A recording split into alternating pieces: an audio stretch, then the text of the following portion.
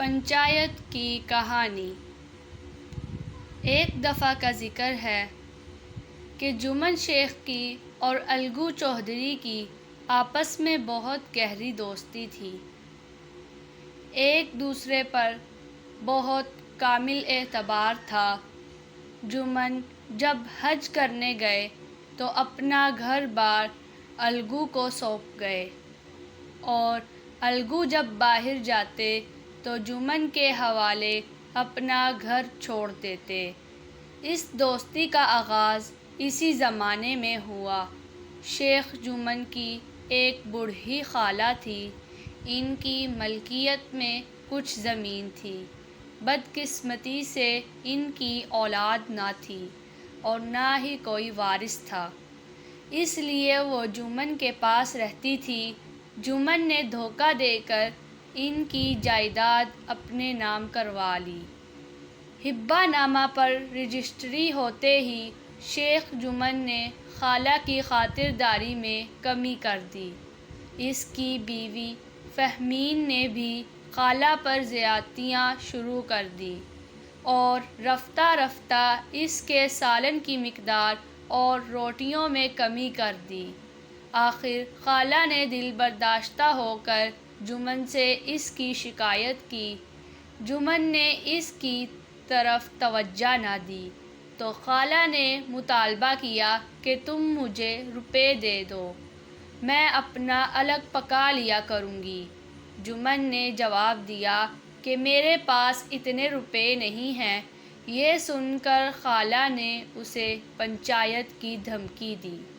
بوڑھی خالہ گھر گھر جا کر لوگوں سے فریاد کرتی۔ شیخ جمن کا پورے علاقے میں اثرو رسوخ تھا، اس لیے وہ کسی کے سامنے فریاد کرنے نہیں گیا۔ شام کے وقت ایک درخت کے سائے میں سب لوگ جمع ہو گئے تو بوڑھی خالہ نے سب کو مخاطب کر کے کہا، فیصلہ اب تم سب کا ہے۔ فیصلے کے لیے الگو کو پنچ مقرر کیا گیا۔ جمن کو لگا کہ الگو اس کا دوست ہے، اس لیے وہ کبھی فیصلہ اس کے خلاف نہیں کرے گا۔ الگو قانونی آدمی تھا۔ اس نے دونوں کے بیانات سن کر کہا کہ فیصلہ بوڑھی خالہ کے حق میں ہوگا۔ الگو کا فیصلہ سن کر شیخ جمن پر سکتہ طاری ہو گیا۔ فیصلہ اس کو اچھا نہ لگا۔ دونوں کیونکہ دوست تھے، لیکن دوستی کا یقین تھا، وہ اور یہ درخت ایک دم سے کٹ گیا۔ جمن کے دل میں انتقام کی خواہش جنم لینے لگی۔ اتفاق سے بہت جلد انتقام کا موقع بھی مل گیا۔ الگو چوہدری نے پچھلے سال میلے سے بیلوں کا ایک جوڑا خریدا تھا۔ پنچایت کے ایک ماہ بعد ایک بیل مر گیا۔ دوسرا بیل اس نے گاؤں کے ایک سیٹھ کو 1 مہینے کے ادھار پر گھاٹے میں دے دیا۔ سیٹھ بیل سے سخت کام لیتا اور اس کے چارے کا خیال نہ رکھتا۔ آخر کار سیٹھ کے ظلم کے ہاتھوں بیل مر گیا۔ جب الگو چوہدری سیٹھ سے اپنے بیل کی رقم کا مطالبہ کرنے آئے تو وہ رقم دینے کے بجائے مختلف بہانے کرنے لگا۔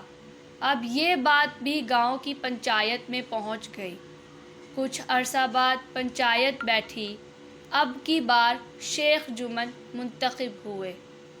الگو چوہدری کو اس بات کا خدشہ تھا کہ جمن ان سے اپنی دشمنی نکالے گا، مگر جب جمن شیخ انصاف کی کرسی پر بیٹھا تو اسے احساس ہوا کہ ایک مصنف کے لیے انصاف سے بڑھ کر کچھ نہیں۔ انصاف کرتے وقت دشمنی اور دوستی نہیں دیکھی جاتی، کیونکہ الگو چوہدری نے حق میں فیصلہ دیا۔ یوں دونوں دوست پھر سے ایک ہو گئے۔